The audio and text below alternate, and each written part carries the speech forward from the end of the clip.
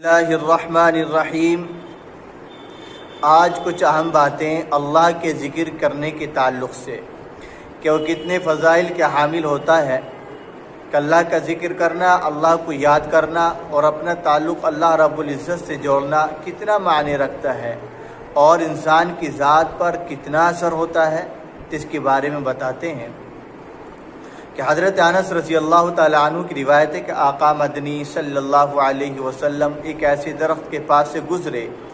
جس کے پتے سوکھ چکے تھے۔ آپ علیہ الصلاۃ والسلام نے اپنا عصا مبارک اس درخت پر مارا، جس کی وجہ سے سوکھے پتے جھڑنے لگے۔ ساتھ والوں نے اس منظر کو دیکھا، پھر آپ علیہ الصلاۃ والسلام نے فرمایا کہ یہ کلمے سبحان اللہ والحمد للہ ولا الہ الا اللہ واللہ اکبر بندے کے گناہوں کو اس طرح